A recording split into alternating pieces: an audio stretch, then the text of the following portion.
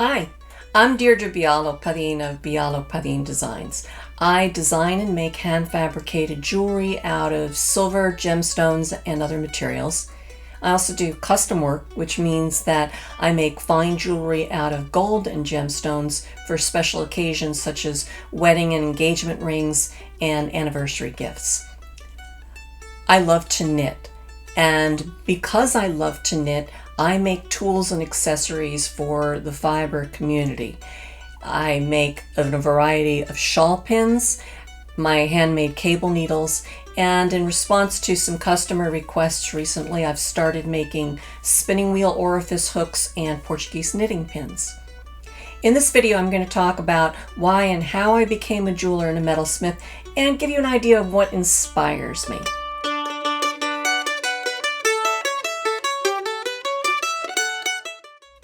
To start off with, the women in my family love jewelry. We collect it, we share it with each other, and if we want to celebrate a significant event, we're going to buy a piece of jewelry. My family is creative. Some of us sing, some of us dance, but all of us work with our hands. My parents were both engineers, and they were avid tool collectors. And not just tools, they would collect hardware, machinery, kitchen gadgets, and they used all of that they collected. And you can see I have inherited their weakness. So these are not all of my tools. I have many more files and hammers and machinery in another room. To give you an idea of what it was like with my family, my mother, when I left home, gave me a set of pots and pans, but she also gave me an entire set of wrenches and a toolbox filled with tools, because she was the person in our family that did most of the repairs around the house. Now, my father was very proud of his soldering skills, and whenever I am working at my soldering bench, I think about my father and I think about the pride that he took in a job well done. My mother loved to knit, crochet, and sew. There wasn't much money when I was young, so she sewed most of our clothing during my early childhood, and she also taught me how to crochet and sew. My grandmother was a public school teacher here in New York City, and she was also a theatrical costume designer. And that meant that her apartment in Manhattan was this magical place where there were dress mannequins, sewing equipment, and fabric all over the place. And she had this huge library of art books and books on fashion and psychology. And in fact, after she retired, she spent the rest of her life writing a book on the history of fashion and specifically the philosophy of fashion. So my childhood was about hours spent going through my grandmother's books and draping and pinning fabric on the mannequins in her apartment, and then sewing clothing in my mother's sewing room. So how did I start making jewelry? My husband. My husband is a wonderful singer and musician. And listening to him fill our home with music inspired me to explore my own creativity. So about 15 years ago, I started taking jewelry making classes. And then about 5 years ago, what had started out as an avocation became a thriving business. While I continue to make variations on my more popular designs in the studio, I'm always working on new ideas. I have drawers filled with projects to work on. I have surfaces covered with projects that I am working on, and I have sketchbooks filled with designs. So, memories of my family inspired me to become a metalsmith, and because I have absorbed their sense of aesthetics, their appreciation for color, shapes, textures, memories of my family continue to influence how I see the world and how I design and make jewelry. My mother and grandmother collected fabric, and I use some of their fabric in my shop displays. My business logo includes some Morse code, and that's because my father, as a young man, served in World War II in the Philippines as part of the U.S. Army Signal Corps. And I still use some of my parents' tools here in the studio. So when I'm working in the studio, when I am holding and using my tools, I feel that I am honoring my family and that I am keeping their tradition of creativity alive as I make jewelry.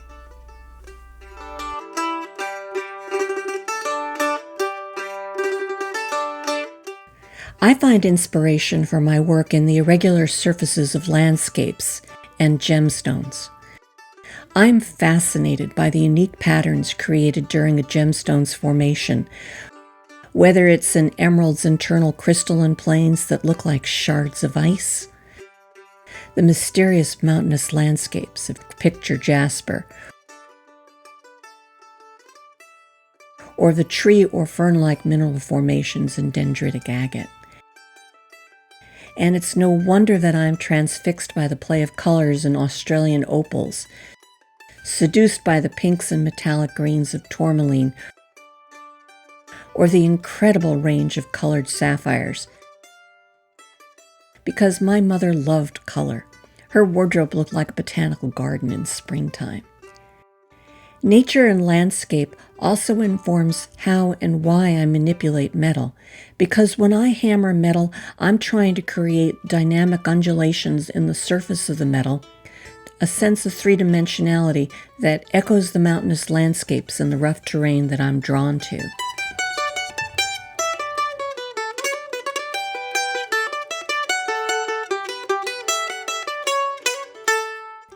I love the look and feel of richly textured fabrics such as slubbed linen, raw silk, brocades, and thickly embroidered cotton, and I collect fabric when I travel because I'm interested in the local history and culture associated with textile making.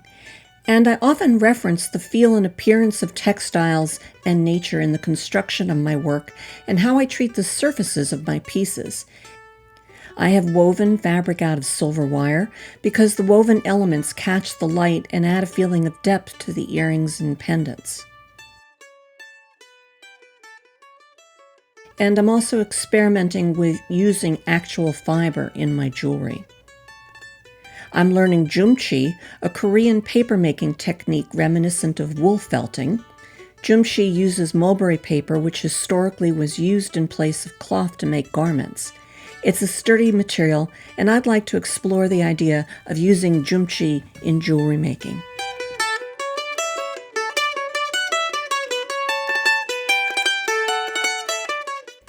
I used to be a practicing attorney, and with both of my parents having been trained as engineers, perhaps it's not surprising that the problem-solving aspect of jewelry construction appeals to me. How do you turn an idea into a three-dimensional piece of jewelry? If it's a complicated, hollow form object, how should the components be put together, and in what sequence, so that the piece doesn't fall apart while it's being soldered? And if the design includes a gemstone, what kind of a stone setting will I make, and how am I going to make it?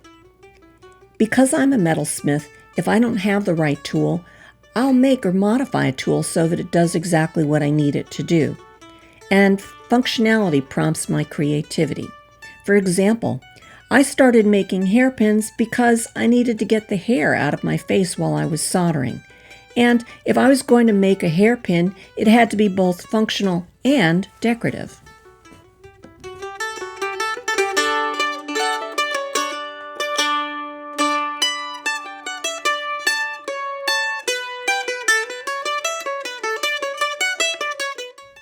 Once I started knitting, I think it was inevitable that I'd start making tools and accessories for the fiber community. As a beginning knitter, I'd forget to make buttonholes and sweaters. Then, when I started knitting lace, I hated tying big knots in the shawls because the knots hid the lace patterns, and there was always the possibility of causing damage to the delicate yarn used to make the shawl. So I started making my own shawl pins. I modified some of my hairpins to secure the garments and shawls I was making, and started to think about other designs for shawl pins. After a visit to a museum, I was inspired by Iron Age cloak fasteners, and I began to design and make penannular brooches, which are two-piece shawl pins. Because the pin in the stem is attached to the outer ring in a penannular brooch, you don't lose the pieces, and the brooch lays flat against the material, allowing a scarf or shawl to drape well. It's a brilliant idea that's over 1,000 years old, and a great thing to have lying around the house when you're a knitter.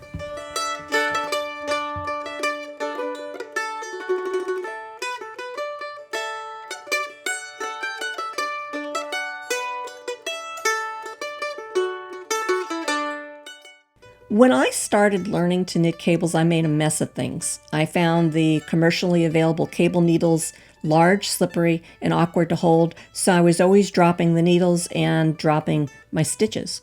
So I decided I had to make my own cable needles. I was already making twisted wire hairpins because I had discovered that twists in the wire do a really good job of securing finer, slippery hair without damaging the hair. So I realized that I could apply the same design principle to making cable needles. So I make twisted wire cable needles in 3 different styles. They're attractive, comfortable to hold, and the twisted metal provides just enough friction to reduce slippage while knitting without damaging the yarn.